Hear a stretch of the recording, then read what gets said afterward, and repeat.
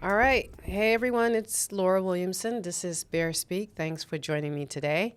I have an awesome guest, Weslie, Etienne, Pierre.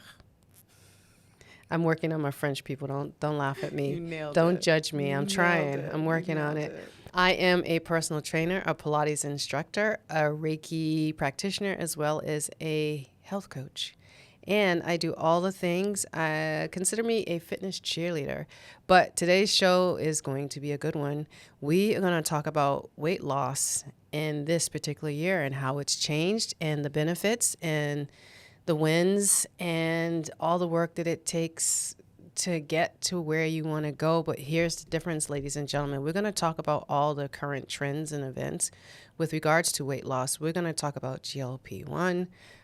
We're just going to dig in and get into it. So let's welcome our guest, Weslie. Welcome. Thank you for Hi. being here Thank today. you for having me. How are you? I'm so good. I'm very excited to be here with you today. I'm excited to have you.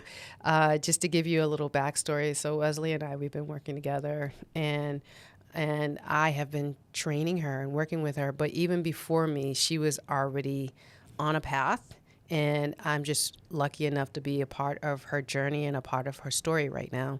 And so I'm fortunate enough that she is willing to open herself up and share the story with me and with you today in hopes that it actually helps to inspire someone and inform someone. We also want to put some rumors to bed while we are here today. And clarity, I think, is also I what would we're say so. looking Yeah. looking for Absolutely. also. So at any rate, we're going to just get into it. So hi, tell us about yourself. What do you do? What do? I do all the things. So my name is Weslie Etienne Pierre. I am, in my daytime, I'm an educational executive. I'm a wife. I'm a mom to a 7-year-old. I'm a big sister. I'm all the things to a lot of people. And for a long time, not enough to myself. So I'm excited Okay. to talk about that today. Well, that's honest. Well, yes, that's one of the reasons why we're here today. Now, let's just start with the obvious. Why? Why did you decide to lose weight? Why? Where did it start? What made you, how did you get to that point to say, you know what, today I'm going to do something about this? Yeah, so I've lost 125 pounds over the past 3 years doing everything under the sun. It's been an incredible journey, so I'm really excited to share it with you today. So my desire to lose weight came with the ideas around longevity. Okay. I had a daughter. If I have this kid, I need to be alive for her. It wasn't really about me. It wasn't about anything more than I need to ensure that my body is in a state that I can live long for her, in support of her, and ensure that I'm able to care and protect her. So that's what it was about for me. And that was it, truly. Okay. I've been overweight my entire life, like since childhood. Doctors really never found it to be a concern, even up until I made the decision that I'm like, I'm going to do something more drastic.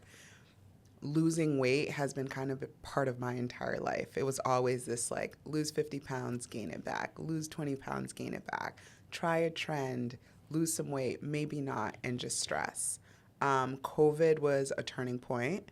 I was home, I was sad, I started a business, really wasn't taking care of myself, and shot up to almost 300 pounds at 5'3". So that was crazy. That was the time. And eventually I was just uncomfortable in my own body. I had a short period of time where I was just like, this is beyond like my baseline. Like 250 is kind of where my body was at. 290 was a whole different ball game. I was like, this just isn't. So I got on a very kind of like toxic eating habit of just like eating very, very low calories for a long time, which eventually like led my body into being a bit in starvation mode. So when I would eat, my body would just keep everything. So even though I was eating significantly under calories, because what I was always told was it's calories in, calories out. Right. As long as you're eating less calories than your body needs, then you will be fine. You'll lose weight. You'll be in a teeny weeny polka dot bikini, all those things. And that was not the case for me. I'm going to like kind of go back and forth on kind of the journey. When I did kind of make the decision around the more drastic thing to lose weight, they had me kind of count how many calories I was eating in a day for like about a week or two. And it turns out I was eating like 900 calories a day. They're like, your body is starving. How long have you been eating this? So I'm like, probably like a decade.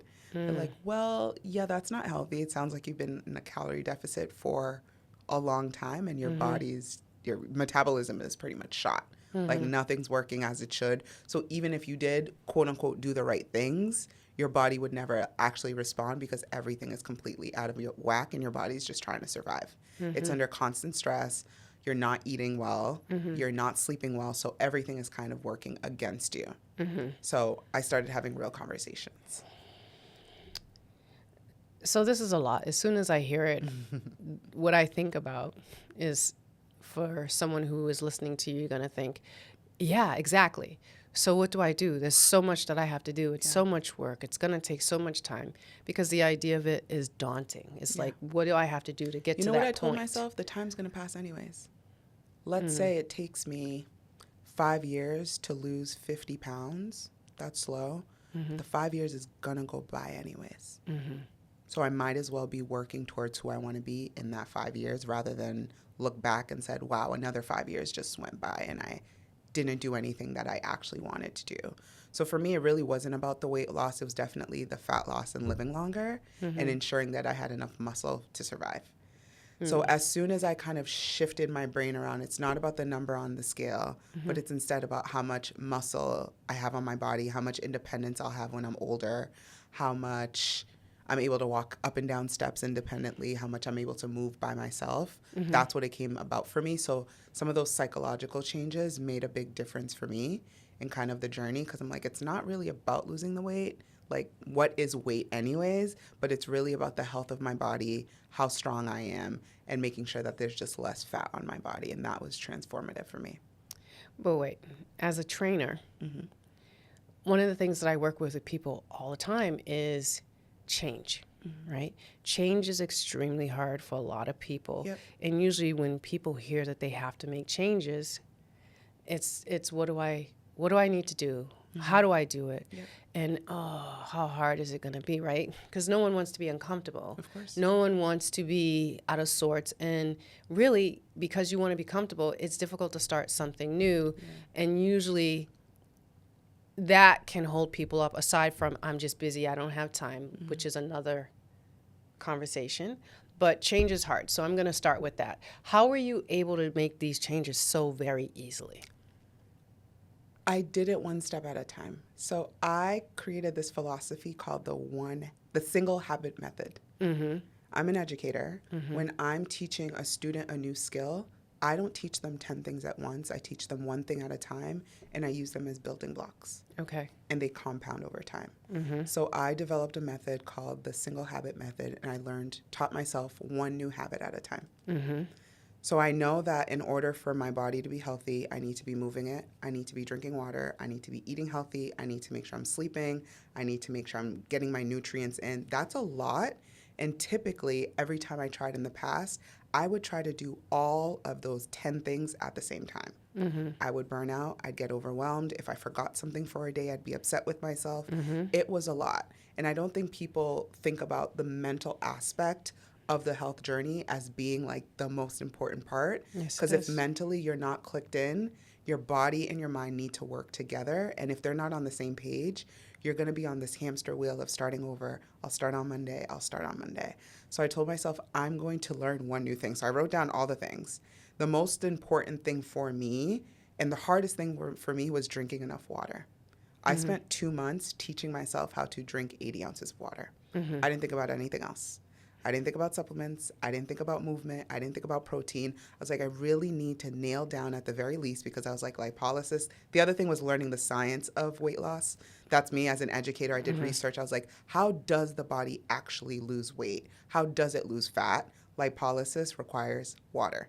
And I didn't realize how much not having enough water in my body was counterintuitive to losing fat. If you are not drinking enough water, your body will not lose fat because it physically can't do it.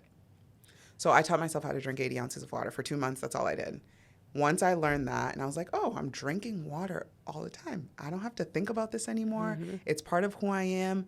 I really need to make sure I'm getting enough nutrients. Let's take the supplements that my doctor's been telling me that I'm low on iron, low on this, low on that. Because again, if you don't have the right nutrients, your body cannot do what it actually needs to do. It's just trying to survive. So after I taught myself how to drink water for 2 months, I zoned in on actually taking my supplements. That took about 2 weeks. Because at that point, I have this habit that I'm building. When I'm drinking water, I'm remembering, I'm actually putting my timer. That took 2 weeks. After that, 2 weeks, so now I'm drinking enough water. I'm having enough supplements. So these are the building blocks. Then I knew protein was very important. I had to take, I think it's like 150 grams of protein based on kind of the weight. Breacher said the weight that you want to weigh is what you should be having in protein. Then I taught myself how to eat enough protein. So now that I've been building these habits over time, adding on a new habit became a lot easier because I kind of had like the discipline and the desire, and it was less of a mental kind of exercise for me, and it kind of just became routine. Just as brushing my teeth, I'd brush my teeth, I'd have my supplements. They call that habit stacking. Mine was the single habit method, but they call it like the habit stacking, adding one thing on top of another. But that was, for me, that's what made like the discipline aspect work. And after all that, then I started working out because I know my nutrients were intact. I was well hydrated, my supplements. Now I actually had the energy to work out, to make sure I'm sleeping on time. So I just added one habit at a time until I did all the things. So some of the things that I encounter as a trainer, again, someone sitting and listening to this is going to say, yeah, no, there's no way I'm going to do all of that, you know? And I only say that, and not as a negative point, because I commend you for the work that you have done, because it takes work. But I feel as though we're in a society where we want immediate gratification, like we want it tomorrow.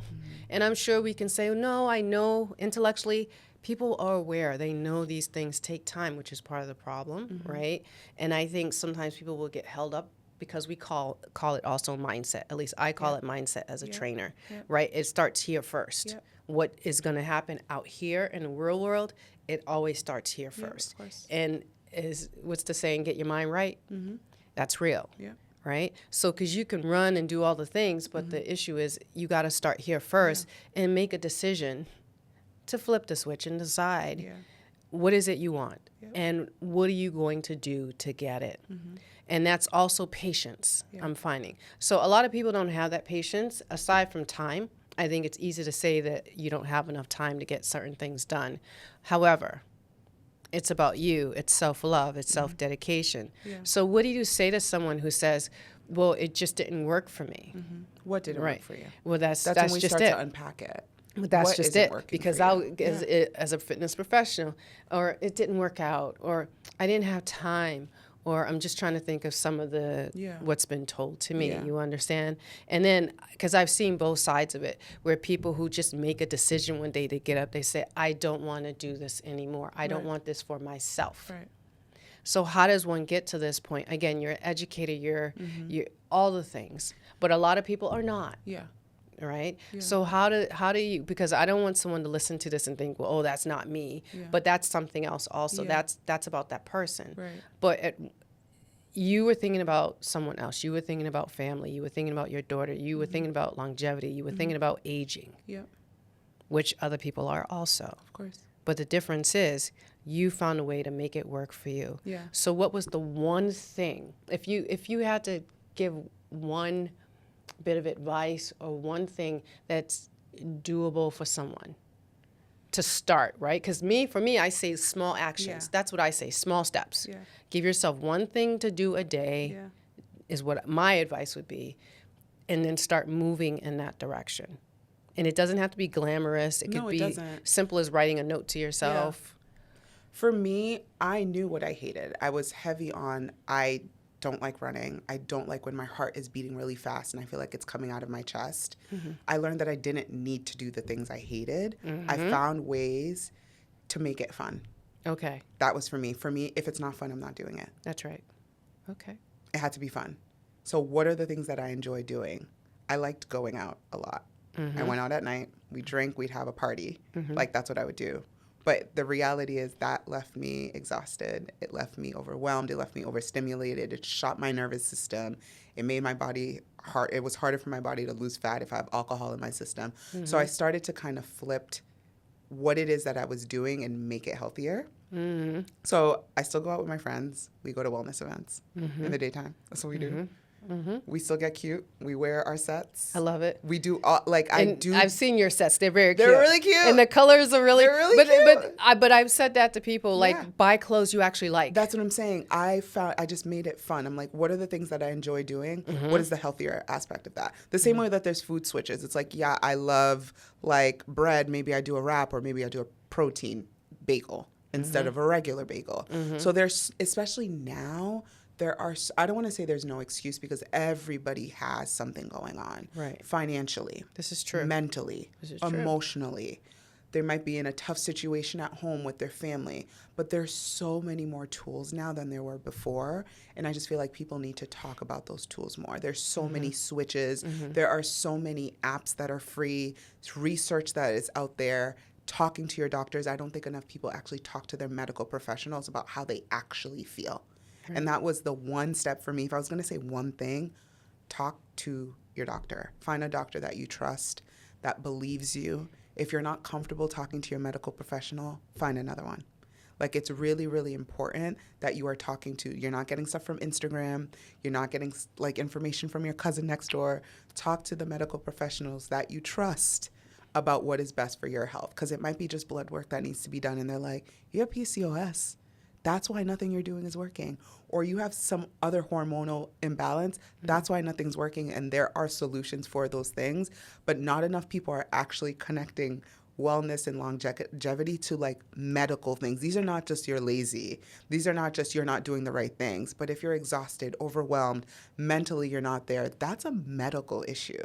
And this time I took the medical route to addressing the weight loss, as opposed to just doing the fads, doing the trends, doing the shakes. That wasn't working. I was like, hey, doc, my weight is out of control. Doctors never thought my weight was an issue because it didn't adversely affect my health. I had no comorbidities. I didn't have diabetes. I didn't have any of like the negative things that come with like a high amount of weight. I didn't have any of those things, but I knew long term, eventually that luck was going to run out. Mm-hmm. I was like, but that's not going to last forever. They're like, no, as you get older, it's going to be harder for your body to rebound. I was like, all right, so what do we do? They gave me all my options. You can try a GLP-1. You can have weight loss surgery. You can try phentermine, all the other things. And I just worked my way down the line. So I started off with like phentermine, metformin, wasn't much of a thing up until recently. So 3 years ago, I tried a GLP-1. That was great. I didn't know there was such thing as food noise. Mm-hmm. I had never heard of the topic until I started GLP-1, and my brain wasn't always thinking about food. Mm-hmm. A lot of people don't realize that I didn't realize that was a thing for me. Mm-hmm. And I would think about the food, but I wouldn't eat the food because I knew that was the thing. So it's not that I was thinking about food and binge eating. Because remember, 900 calories, that's not someone that... I wasn't eating much. But the food noise was there. But part of the food noise being there was because I was starving. So it was all those things. So it wasn't until I took the medical route, I'm like, okay, this is a metabolic problem. This is not just Wes, you're lazy, because you're out moving, you're walking, you're eating, quote unquote, the healthy things. But there were real like things going on my inside that food and movement weren't going to address until I actually got the blood work done, that they actually did a workup on me. And they're like, your whole body's shot. There's medication you need to take in order for all the things you do to work. Mm-hmm. And then it started working. Okay. Yeah. So then you did the GLP-1. I did the GLP-1. I was on that for a year. Yep. I lost 50 pounds. Okay. During which the doctor was like, you also qualify for weight loss surgery, which was either the gastric sleeve or the bypass. Mm-hmm. I had friends that had the gastric sleeve. It was life-changing for them because they had it. They were then able to move their bodies, able to actually see progress from what they were doing. That was transformative. So they were like, it takes a while in order for you to like get through the process because there's blood work that needs to be done, testing, There is psychological testing that needs to be done to ensure that you'll actually be able, because it's not about just losing the weight, right? Right. You need to be able to sustain the lifestyle well beyond surgery. Right. So what the surgery does is so I ended up going with the gastric sleeve. It's called VSG. I don't know the professional name. But I did the gastric sleeve. So that's when they take your stomach and they cut it smaller. So they take out 2/3 and they leave 1/3 behind. What that does is completely, I'm not a medical doctor, but from my understanding, it completely resets your metabolism and it teaches your body to actually function the way it should. Okay. So you eat less food, but eating less food was never my problem because I wasn't eating much. My body was just not metabolizing the food the way it should. Okay. So as part of that, I also work with a nutritionist who taught me how to eat food in the right order. Okay. I didn't realize, though I have a plate of food in front of me, there is a correct order to eat the food in order for your body to process it correctly. Oh, so I'm not familiar with So that. in that process, even though this is my I was industry. I was taught to eat protein first because that's like the most important thing on your plate. Then you're going to eat your fiber, which is your vegetable, and whatever is left, then you would eat kind of like your carbs. So you want like a balanced plate, but if you're going to prioritize it, especially when you have the gastric sleeve, because your stomach is so small, you need to be very effective and efficient in what you're eating. Understood. So That makes eating sense. the protein first is going to ensure that my body has all the amino acids it I needs was to going do to say, the because things. your body's made up of protein. Exactly. So eating the protein first, then going on and eating my fiber. And of course, your body needs some amount of carbs, but leave that for last because with me losing weight, there's actually enough in my body to sustain without carbs for a certain amount. Understood. I recently added carbs back in like heavily because I'm trying to like slow down the weight loss. But eating in that, just being told in that process, I had never heard that before. I had never been told, But it eat makes protein. sense. It makes perfect sense. It makes perfect But sense. through that process, people might see it as a shortcut, but through that process, I learned so many things about how the body works and how to take care of it in a way that I just didn't know before. Yeah, but let's be clear. I have to say this. You were open to learning. Of course. Yeah. Right? Yeah. Again, not everyone is they're not. willing to do that. And if it sounds like work, is it work? It's so much work. It is so much work. It's so much work. But I know this sounds corny, but it gets easier. Okay. Because eventually you just learn the routine and it becomes part of who you are. Like I had weighed 293 pounds at one point. First time saying this out loud. Okay. That was like my highest weight, 293. Wow. Yes. And now I've lost over 125 pounds at this point over the course of 3 years, which is fast. Okay. But I've been able, because I know protein first, I don't have much loose skin. That's worked out for me. I lift a lot. I'm working out multiple times. I don't want to say the number. Like, I work out a lot, but I enjoy that and I love that. Was that necessary for my journey? I don't think so, working out this much, but I love it and I enjoy it. It's part of who I am. I work out with my friends. I work out with my daughter. But yeah, I've made it a lifestyle. But let's be clear. Like, you work out because you enjoy working out. You want to work out. Yeah. But like you mentioned earlier, this isn't just about the physical for you. No. This is so much deeper than, of course. Because what's going on internally will actually, it's reflective on what's going on externally and physically in the body. Yeah. So it's my impression that basically you benefit not just from the weight, like you benefit from interacting with your friends. You benefit, like this also brings there's you so more much, than just there's so much I'm working out and throwing weights around or whatever routines you choose to be. I think influence is big for me too. As an educator, like I share the journey. The more I do, the more I'm able to share. Okay. And the more I'm impacting the people around me. Okay. Especially other Black women just like me, other women just like me. That's right. Who are trying to figure out, what do I do with my body? I made this small human or not. I have this partner that I'm taking care of and responsible for or not, or just myself. Like, how do I pour back into me? Okay. Like, how do I do all these things? I have a job. I have children to take care of, a pet to take care of, a partner to take care of, bills to take care of. How do I do that and make space for me? I currently am a mom to a 7-year-old. I'm a wife. I have parents that are aging that I take care of. I have a brother that I'm responsible for. I'm in a PhD program. I run a business. I'm an educational executive. I check all those boxes of busy. Every single one. So let me ask you a question. So I'm going to ask you this. Yeah. And then we're going to take a tiny break and then we're going to start up again. okay? Because this is going really well, and I feel like we're going to have to do a 2-part on this situation. So before we take that break, have you found that you've gotten enough support throughout this journey? Yeah. But before you answer that, hold on. And we're going to take a quick break. Do you work hard? Do you play hard? And are you living well? The truth is, we're all figuring it out as we go. On Bear Speak, we have honest, relatable, and fun conversations with real people about life, growth, health, and becoming stronger. Relational life therapy. You and I have talked a little bit about this. This is Terrence Rio. Depending on your makeup, you're either in fight, flight, or fix. Because you can be the hero of your own movie. Stay tuned and listen to inspiring people who found the strength to face their biggest fears and live their biggest dreams. So tell me, have you had enough support? Do you get support? What kind of support have you had during your journey, during this weight loss journey? I mean, most people don't have that support. Yeah. Sometimes, you got to do it on your own. Yeah. But tell me, what have you had any support, and where has it come from, and what does it look like? So I'm really blessed because I had medical professionals in my life, whether it's family, my doctors, that trust me. That trust what I say, that believe me when I say something hurts, that believes me when I say like something's not working. At home, I have a very, very like close and tight family that supports me. My mom and my dad are always around to support like my daughter. We literally live in their house and they're two families, so they live right upstairs. So extremely supportive there. My mom retired when I was pregnant. So I've had her support at 100%, like ever since my daughter was born. My husband is very competent. Mary, if you're going to be with a partner, make sure they are competent and that they can stand on their own 2 feet and that they can be supportive of you and you're supportive of them. So my husband's very supportive. I have very supportive friends that believe in me, that trust me, that come along, that are like, if Wes is doing this, we're all doing it together.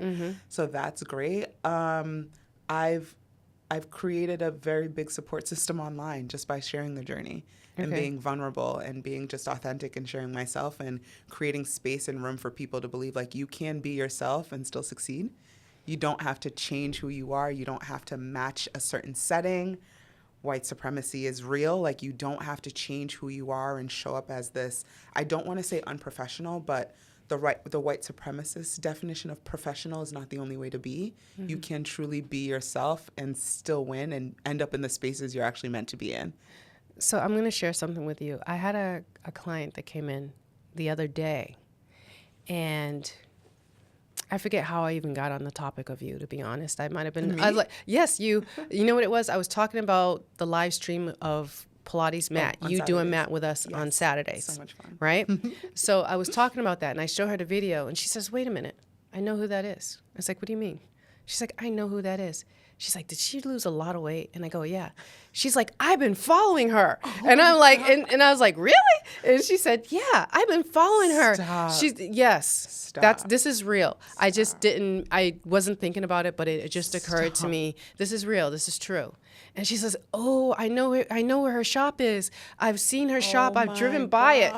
She told me she's driven by it. And I said, yeah, she's moving now. You know what I mean? I haven't told anyone that. Sorry. Oops. We're moving, y'all. We can edit that out. Wesleaf is moving. But wait, hold on. No, the news will be out by then.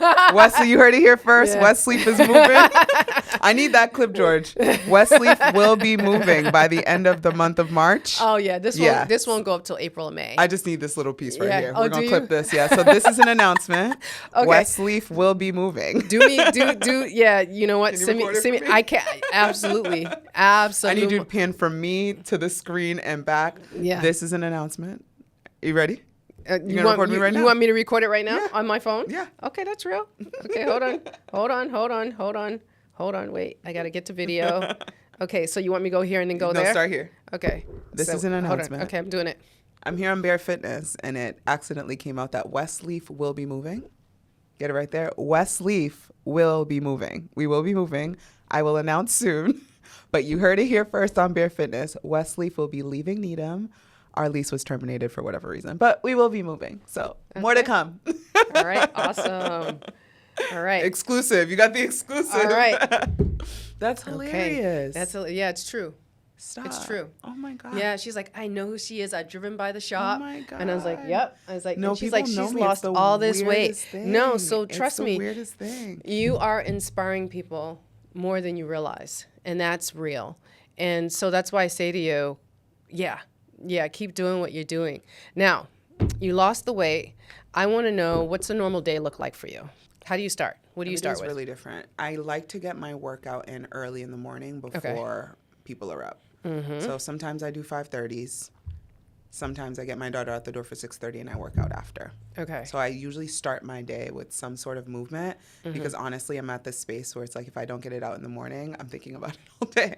I'm like, oh, I got to make sure I got to make time for a workout. And that ends up adding not undue stress, but I'm like, then I'm just thinking about it all day because I'm just excited to work out. Like it's become really a part. And I don't want y'all to think I was always like this. I was never a person who was thinking about working out. But once you actually start to see the progress, once you actually start to learn how to move and see the new things your body can do, it gets addicting. Yeah, it gets really fun, does. right? It gets really fun. It gets really fun. Yeah. So I start off with a workout. Well, let's start from the beginning. I wake up, I get breakfast done.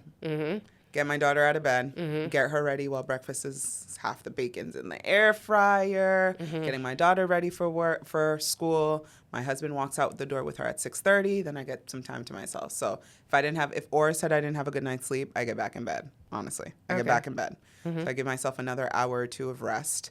Love it. If I'm feeling good and Aura says your readiness is good, I'll work out. I'll either, if it's spring, summer, I'll take like an hour walk. I'll just walk in the morning, put on some ratchet music, and I'm just walking through the streets of my neighborhood, and I'll do that for an hour. Winter, I go to the gym. So I'll either work out on the treadmill, and I'm just walking. I don't run. It's not my thing. I'm not interested in running. You do not have to run to lose 125 pounds. I thought I did. I have not run. I will not run. All right. But I walk on the treadmill, and I lift weights. So I typically have some sort of split, and I do upper body some days, lower body other days. I do core almost every day because that's really important to me that I have a strong center to hold me up straight. I know that's really important. I feel like I have to talk about my week and not just my day. Some days I have Pilates. I'm with Laura 3 to 4 times a week, one-on-one. Yep, That's definitely a huge part of my week. Yep. We typically do that in the afternoons after work hours, just in case HR is watching. After work hours in the evenings. It's usually later in the day. In the evenings. Much later in the day. Much later. Much later. Much later. We talking 5 o'clock because traffic. So we have late night Pilates sessions. I do other sorts of workouts here and there. I like to have a mix. I don't like to get bored, so I do a mixture of group classes. I do one-on-ones. I walk outside. I really like to keep it fresh, but I do things I enjoy. If I don't like it, I'm not, like I said, I don't like running. I will not be running. I do things I like. I've spent a lot of time at the beginning of my journey. I used ClassPass. I tried everything. And if I hated it, honestly, I just didn't go back. I found the stuff I love, and I've kind of been rotating the same 5 or 6 exercises the whole journey. Truly.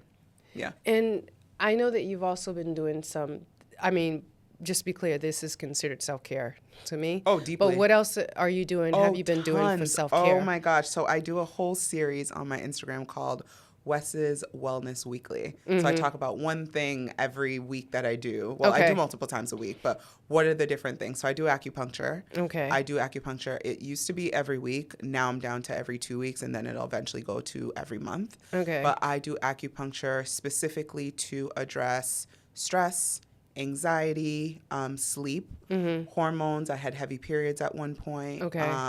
I had some knee issues. I had some hip issues, some muscular stuff, some hair loss issues.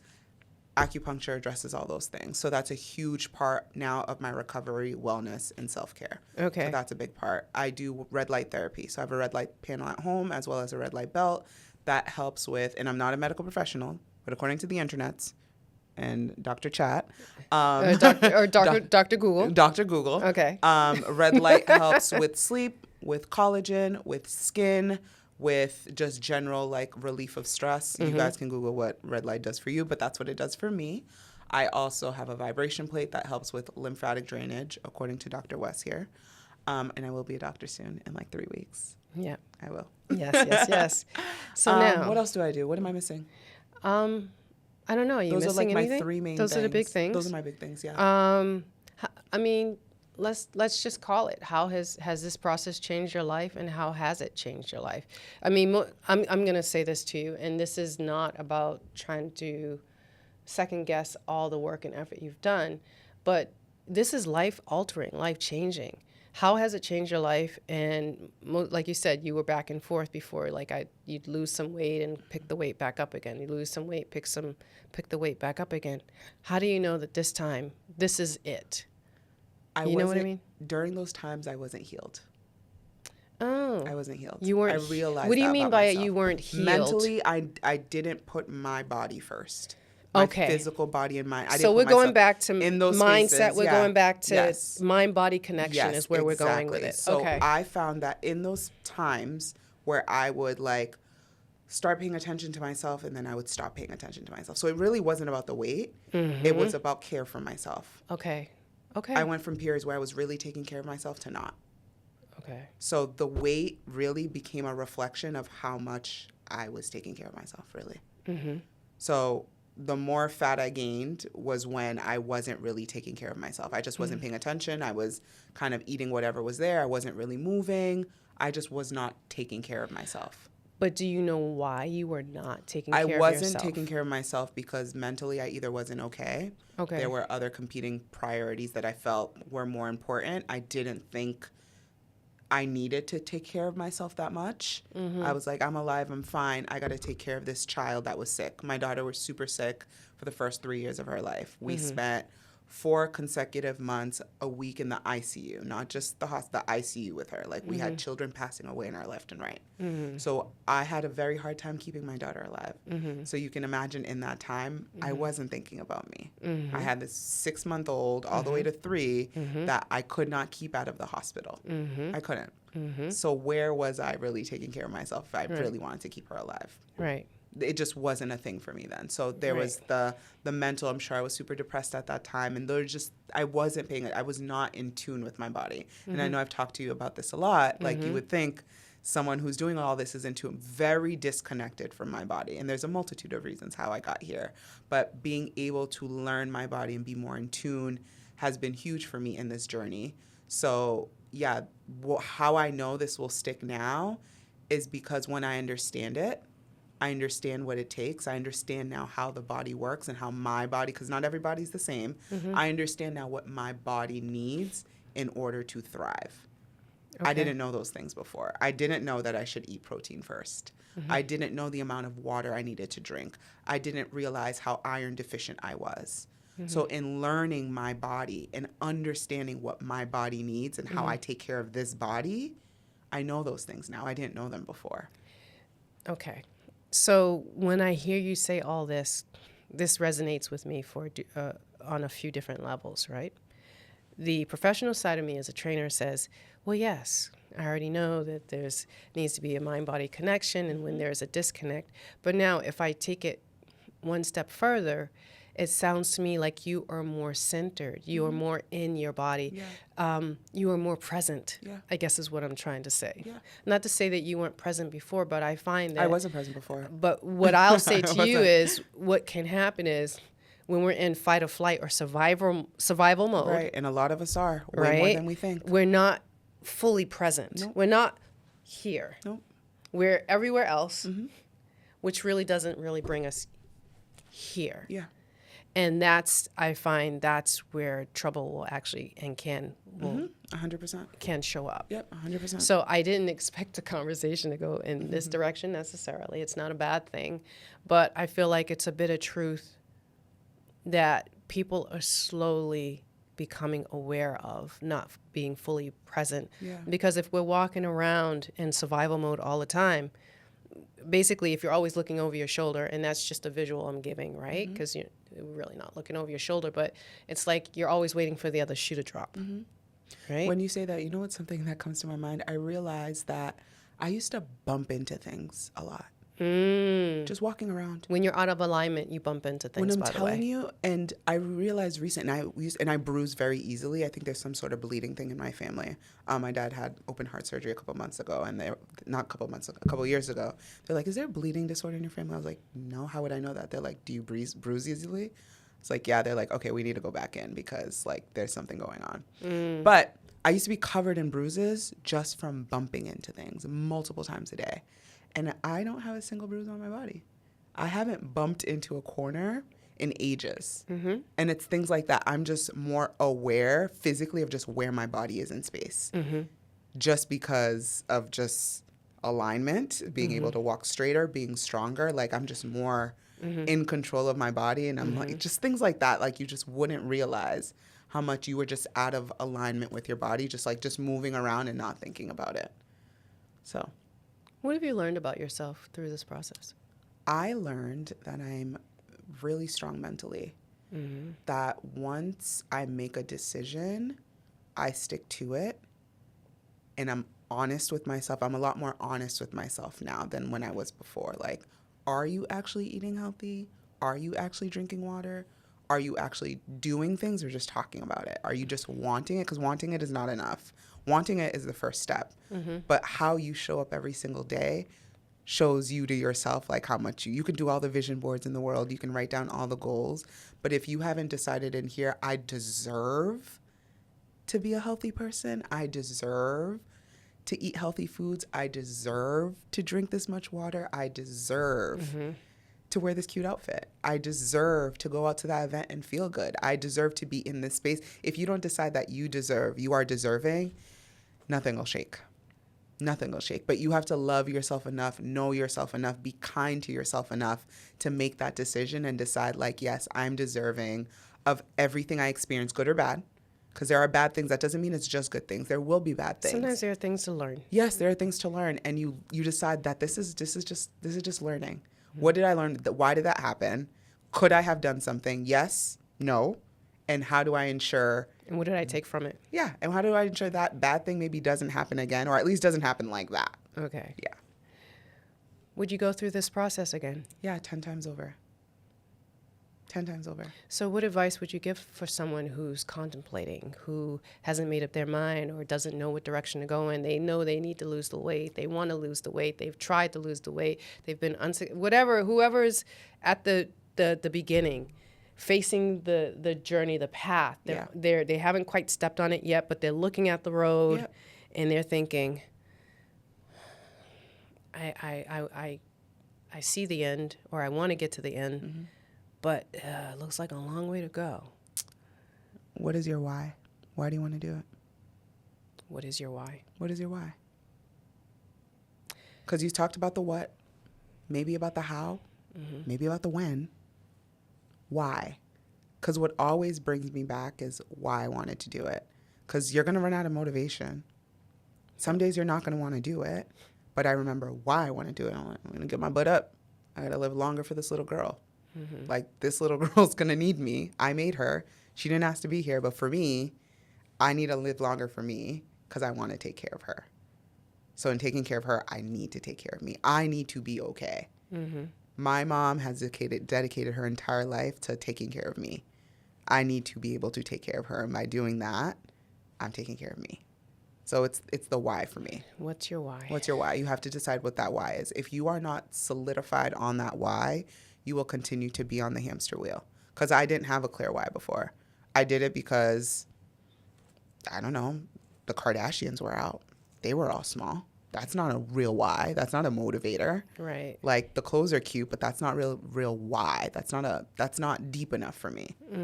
But when I looked at this little girl who has a very strong body, a muscular body, whose body is not as small as her peers because she has a lot more muscle genetically, I need to be able to show her, yes, you have these muscles. This is what you do with them.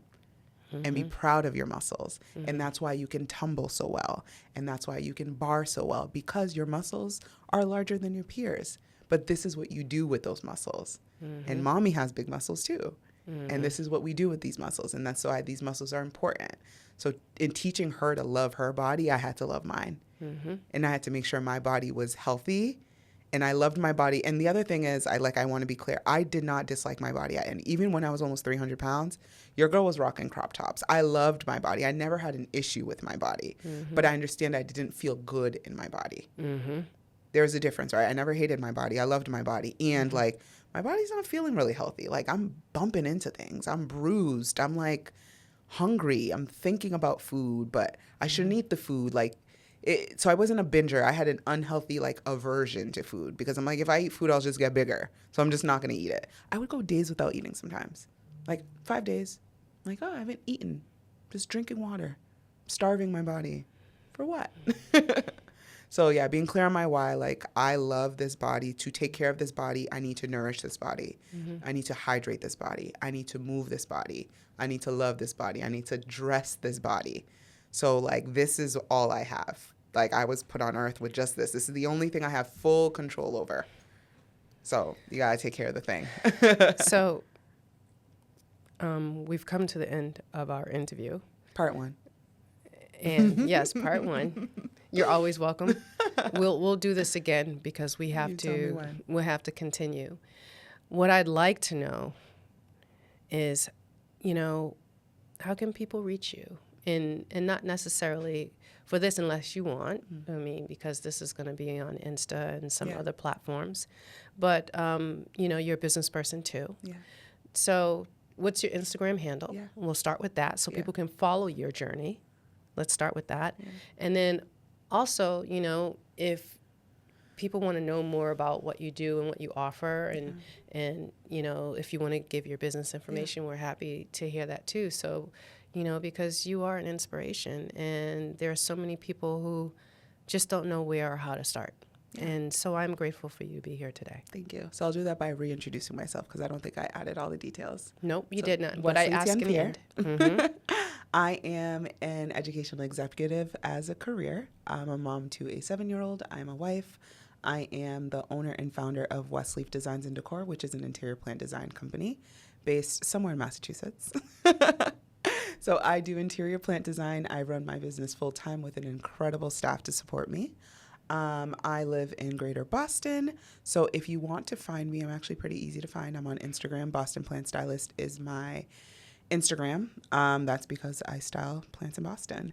I've shared kind of my whole life's journey on that. It's all about wellness and just centering yourself. I realized now that the plants for me were always about wellness because I went back and forth with changing my handle. But I'm like, I'm still Boston Plant Stylist. It was always about the plants. It was always about wellness. This is just me sharing a larger piece of my journey there. So if you want to find me, you can find me on Instagram, Boston Plant Stylist. And from there, I'll probably tell you where you can find me. I'm at all the events. I always share where I'm at. So honestly, you could stalk me. We can find, find you. I'm very easy to find. We can find you. All right, everyone. This is it for us today. We will be back again with more awesome information for you and other awesome guests sharing their stories with you. Thank you so much for spending your time with me. I'm Laura Williamson. This is Bear Speak, and we will see you next time. Bye.